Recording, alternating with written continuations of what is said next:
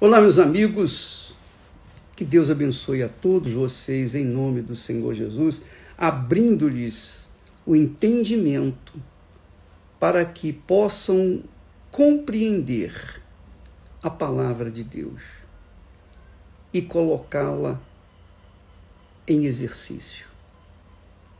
Esse é o segredo da fé. O segredo da fé não é só você tomar conhecimento da palavra de Deus, conhecer a Bíblia de ponta a ponta. Há pessoas que pensam que pelo conhecimento extenso da Bíblia, elas estão justificadas diante de Deus. Não necessariamente. Porque ninguém conhece mais a Bíblia, claro, do que o autor da Bíblia, que é o Senhor e Salvador Jesus Cristo. Mas, além dele, o diabo também conhece a Bíblia, de ponta a ponta. Quando ele tentou Jesus, ele usou a palavra de Deus. Então, o simples conhecimento, a informação que a pessoa reúne da palavra de Deus, não significa que ela é salva sequer. Não significa que ela é de Deus. Não significa que ela é uma pessoa ungida, não. O conhecimento da palavra de Deus é extremamente importante para que a pessoa deixe de ser ignorante com respeito às coisas divinas. Porém, se não houver exercício, se não houver prática do conhecimento da palavra de Deus, de nada adianta os conhecimentos bíblicos. É por isso que muitas pessoas, teólogas, estão se matando.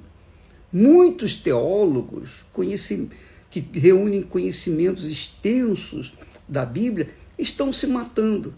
Por quê?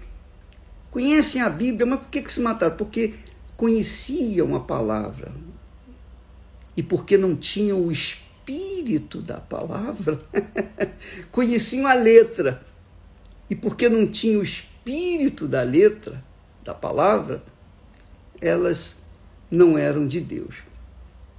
E o que nós vemos aqui em Davi, o rei Davi, que é um exemplo clássico da humanidade em geral, porque toda a humanidade é pecadora, toda a humanidade peca, todos os seres humanos cometem os seus erros, seus pecados, suas falhas, todos nós, não há exceção. Não existe ninguém perfeitamente santo, puro, que não tenha cometido qualquer deslize.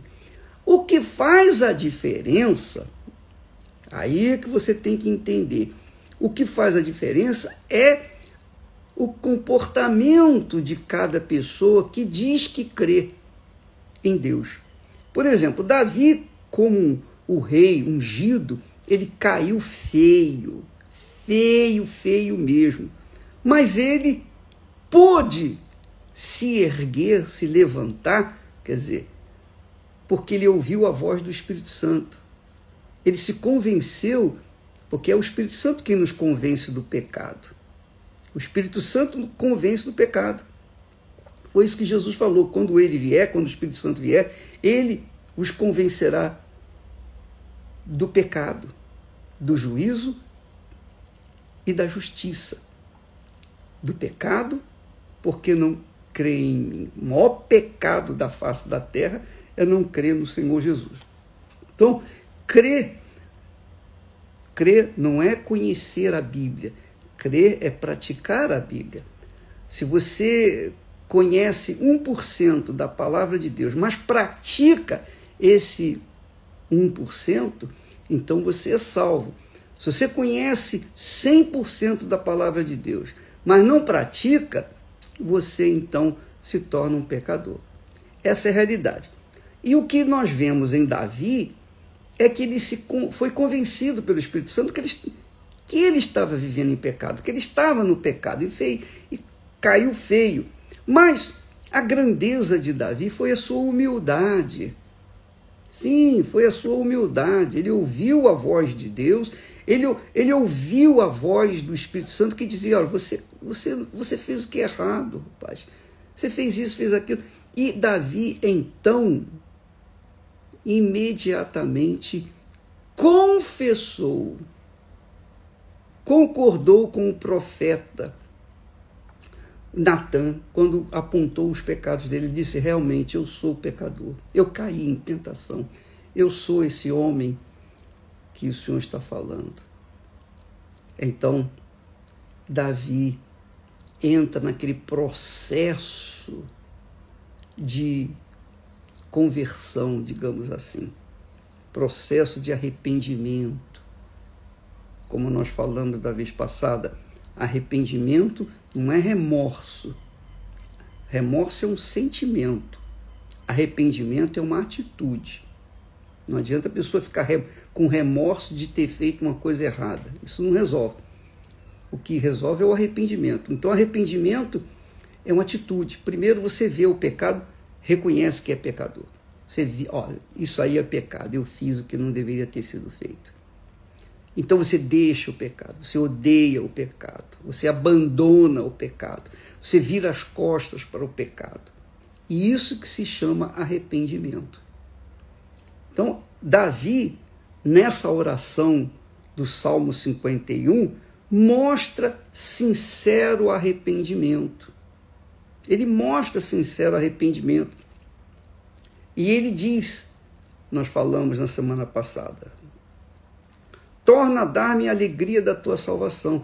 Quer dizer, ele não poderia ter a alegria da salvação enquanto o pecado perdurasse, mas continuasse na sua consciência. E então, ele diz assim no versículo 13, então ensinarei aos transgressores os teus caminhos e os pecadores a ti se converterão. Quer dizer, o que nós estamos aprendendo durante esses dias todos, no Salmo 51, Davi está ensinando para a gente, está ensinando para todos nós, como é que é se voltar para Deus. O que significa arrependimento. Então tem que haver confissão, tem que haver sinceridade, tem que haver pureza na confissão, honestidade, para que então essa experiência que ele teve de queda e de resgate, ele pudesse transferir para outras pessoas. Foi o que aconteceu. Nesse Salmo 51, ele transfere para as outras pessoas, para todos nós, a sua experiência. Isso é extremamente glorioso, porque ele diz, dá-me a alegria da tua salvação, sustenta-me com um espírito voluntário, e então ensinarei aos transgressores, que é o que ele está fazendo no Salmo 51, que está registrado, ele ensina a gente se converter. É digamos, uma experiência pessoal que ele teve com Deus. Então Deus permitiu tudo isso para deixar registrado para todos os que caíram, todos os que fracassaram, todos os que se prostraram diante do pecado, possam também se voltar para ele. Portanto, se você é essa criatura, se você é uma dessas criaturas que está a ouvir essa mensagem do Salmo 51 e deseja realmente se voltar para Deus, Deus está pronto para ouvir o seu clamor. Mas você tem que manifestar esse mesmo espírito de Davi, essa espontaneidade, essa entrega, sinceridade, pureza. É isso que Deus quer. Quando você faz isso, você está manifestando a fé verdadeira, a fé que salva, a fé que transforma a pessoa. Porque é assim que funciona a fé. Você manifesta a fé em Deus, então a graça de Deus vem ao encontro, receber essa fé e fazer você perdoado, limpo, e então poder seguir a sua vida com a consciência limpa. Então ensinarei aos transgressores. então ensinarei aos transgressores os teus caminhos. Quer dizer, eu posso falar, Davi estava dizendo assim, eu posso falar para vocês o que é cair. Olha, eu caí feio, muito feio, mas olha, eu, graças a Deus, eu fui restaurado. Aí ele diz assim no Salmo, no versículo 14, livra-me, agora ele está orando para o futuro, livra-me dos crimes de sangue, ó Deus, Deus da minha salvação. Quer dizer, ele está falando daqui para frente, porque ele já estava perdoado. Agora ele estava orando, ó meu Deus, livra-me dos crimes de tentação, os crimes de sangue. É o que Jesus ensina para a gente. Jesus ensina na oração do Pai Nosso justamente isso. Ele diz assim, ensinando a oração do Pai Nosso, ele diz assim, perdoa os nossos pecadores como nós os perdoamos. Perdoa os nossos devedores como nós os perdoamos. Quer dizer, está se blindando de pecados passados e também presentes e também futuros, quer dizer, se guardando, se protegendo. Eu disse para os pastores, os bispos, quando reunimos-nos lá na Jordânia, no Val de Jaboque, eu disse para eles, se vocês aprenderem a orar o Pai Nosso, vocês vão ter o pão nosso com garantia. O pão nosso de cada dia com garantia. Orem o Pai Nosso e o pão nosso virá para você. Todas as suas necessidades. Então, essa é uma prática que eu faço há anos. Eu oro o Pai Nosso não como uma reza, como uma repetição, mas eu oro o Pai Nosso elevando o meu espírito, meu pensamento, meu ser, meu coração, naquelas palavras que Jesus ensina na oração do Pai Nosso. Então aqui Davi também faz isso. Livra-me dos crimes de sangue. Quer dizer, ele estava restaurado, resgatado, agora ele vai continuar reinando. E ele não quer cometer crimes de sangue. Não quer cometer crimes de sangue. E aí ele diz assim, livra-me dos crimes de sangue, ó Deus, Deus da minha salvação. Quer dizer, já estava salvo. E a minha língua louvará altamente a tua justiça. Que maravilha, né? A minha língua louvará altamente, quer dizer, em som alto, a tua justiça.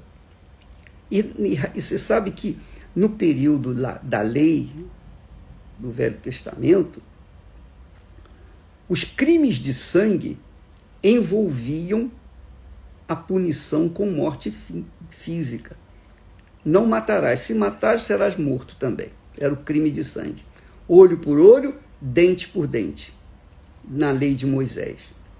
Mas quando Jesus veio, trazendo a graça, a coisa se tornou mais difícil. Muito mais difícil. Porque só pelo fato de você odiar o seu irmão, você já está matando o seu irmão.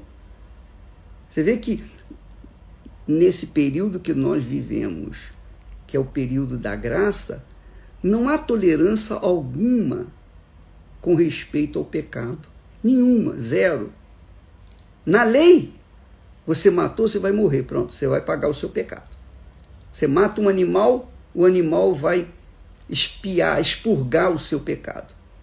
Sacrifica um animal, por isso nós temos o bode expiatório. O bode expiatório é o que espiava o pecado das pessoas. E as pessoas ficavam livres, porque o bode era sacrificado. Jesus tornou-se o bode expiatório de toda a humanidade. Ele expiou o pecado de toda a humanidade. Então, em Jesus, através de Jesus, e somente através de Jesus, você tem os seus pecados perdoados. Mas se você não tiver Jesus como Senhor e Salvador, então seus pecados se mantêm vivos. Então, No período agora da graça de Deus, que muitos crentes usam, a minha graça te basta, a minha graça te basta. Mas a minha graça te basta dentro dessa linha de pensamento. Se você odiar o seu irmão, você está assassinando o seu irmão. É muito pior do que você ter um bode para poder lá oferecer e ficar livre do seu pecado. A Bíblia fala sobre isso. O apóstolo João diz: qualquer que odeia a seu irmão é homicida, quer dizer, assassino. E vós sabeis que nenhum homicida tem a vida eterna permanecendo nele. Está vendo? Quer dizer, não pense que vivendo na graça Deus vai tolerar os seus pecadinhos ou pecadões. Não, ele não tolera o pecado.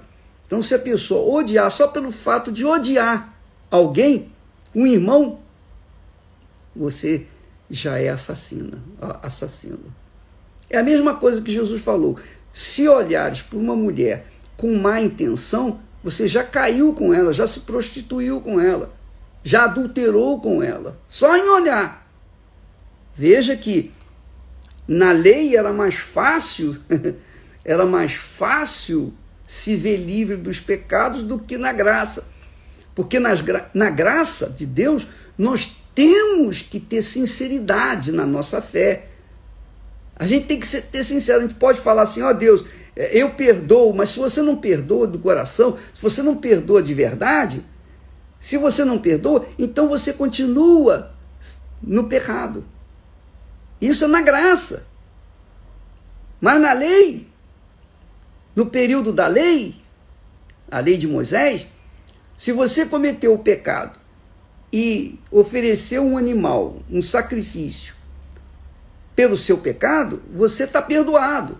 E é simples, porque é mais fácil oferecer um animal em sacrifício pelos seus pecados do que você ter sinceridade, pureza, verdade, honestidade, integridade na sua fé.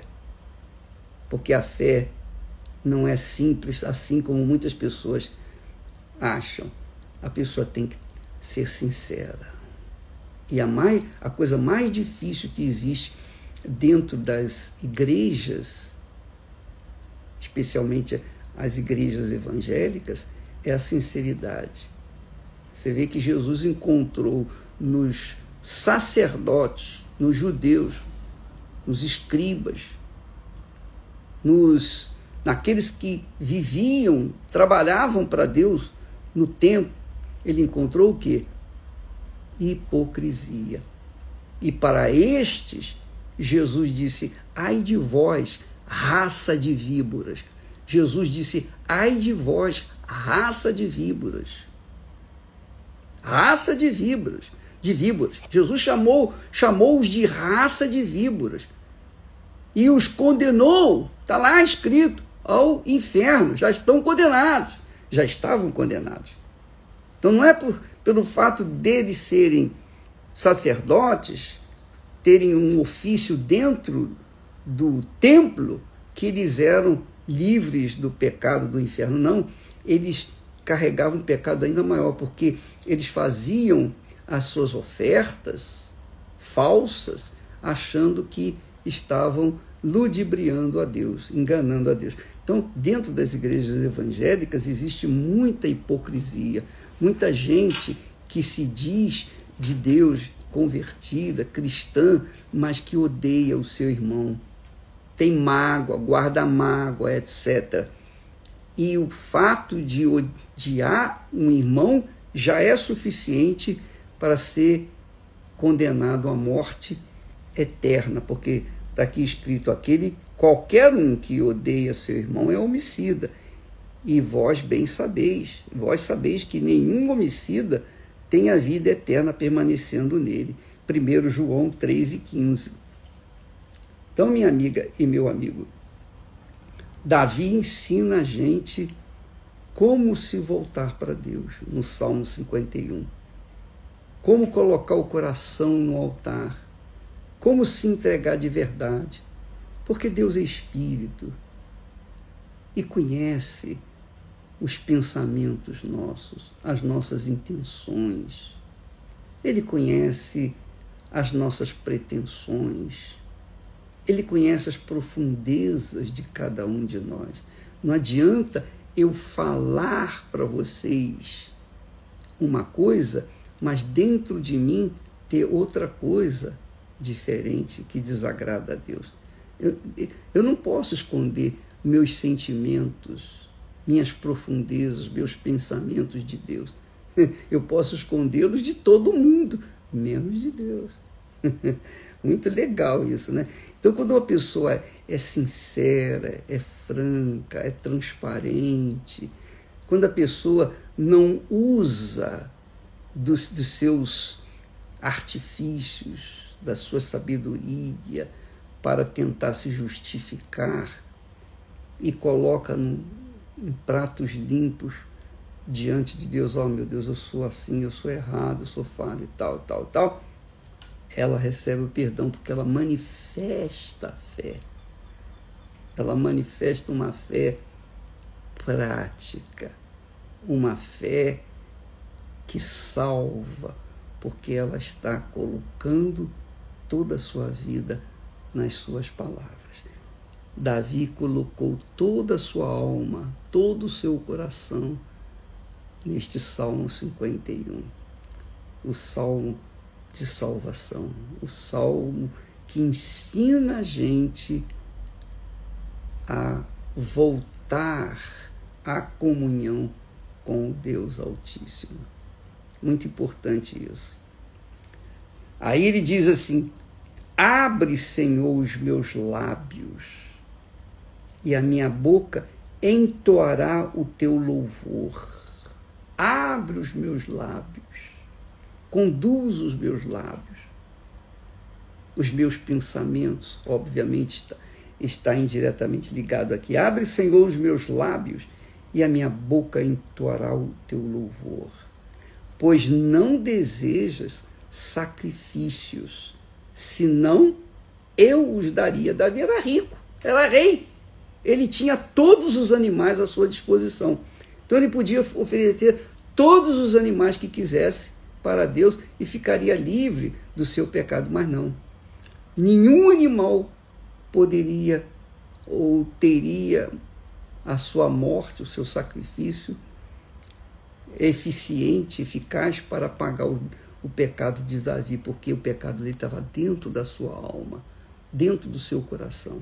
Então ele tinha que expor o seu pecado diante de Deus, falar, realmente eu fiz isso, eu fiz aquilo. E Deus viu a sinceridade de Davi. O que acontece no nosso meio, por exemplo, muitos pastores saem, muitos obreiros, muitos membros, muitos bispos, esposas, etc., saem porque estiveram conosco, mas não estavam conosco. Eles estavam apenas presentes fisicamente, mas espiritualmente eles estavam vivendo no mundo. E quando se manifestaram no pecado, eles não reconheceram. Eles se mantiveram, defenderam o seu pecado, defenderam com unhas e dentes, tentando se justificar. E como a gente sabe que quando a pessoa está no pecado, ela tem a consciência manchada e ela não tem mais espírito para passar para o povo. O povo precisa de espírito, a pessoa tem que passar espírito, muito mais do que palavras, muito mais do que ensinamentos. Se eu passo apenas palavras, letras para as pessoas, é porque eu não estou fazendo o meu trabalho de verdade. Eu tenho que passar espírito. O espírito que Deus me tem dado é o que nós temos passado, procurado passar para as pessoas. Então, Deus não queria o sacrifício de animais, Deus queria o sacrifício do coração dele. Então, esse jejum do coração faz a gente se autoavaliar e verificar se realmente estamos de acordo, se o nosso coração está submisso, é humilde, segundo a palavra de Deus, submisso a Deus. E é isso que tem que acontecer. Se há pessoas que perguntam, bispo, mas eu queria saber como é que entrega o coração. O que é que você mais gosta na sua vida? Onde é que o seu coração mais está fixado? No namorado, na namorada, no noivo, na noiva, no casamento, nos seus projetos pessoais, nos seus sonhos pessoais? Então isso você tem que colocar no altar. Esse é o seu coração.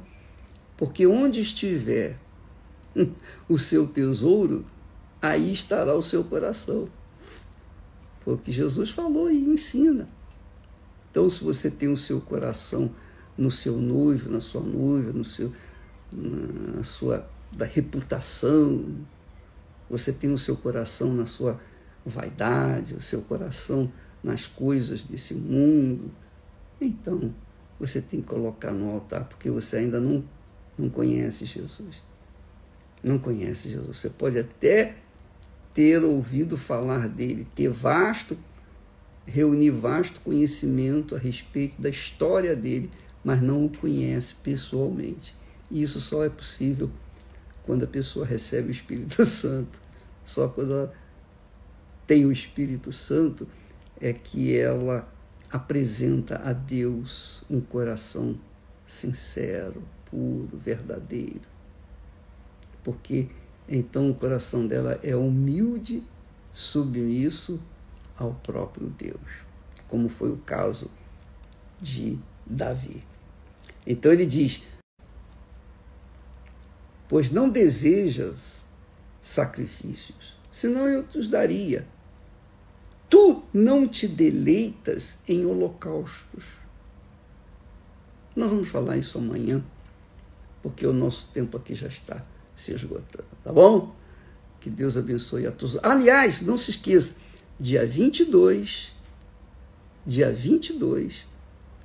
nós estaremos lá no Monte Hermon. Eu estarei pessoalmente com outros colegas meus no Monte Hermon, orando para aqueles que querem receber o Espírito Santo.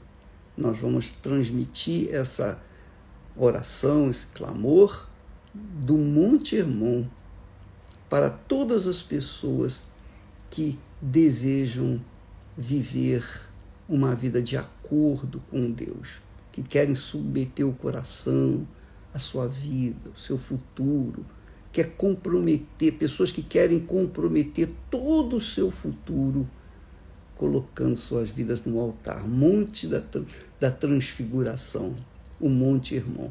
Nós estaremos lá. Vai ser o dia da purificação. Vocês todos serão purificados com hisopo. Hisopo. Vocês serão purificados nesse dia, em qualquer igreja universal do Reino de Deus. Conforme Davi fala, com hisopo. Purifica-me com hisopo. Nós estaremos purificando aqueles que creem. No dia 22, o jejum de Daniel termina no dia 21, no dia 22, então, vem a purificação geral de todo o povo da Igreja Universal, de todo o povo que crê, não é só da Igreja Universal, todo o povo que crê. Então, nesse dia, nós estaremos fazendo a oração em seu favor para receber o Espírito Santo. Deus abençoe em nome do Senhor Jesus. Amém.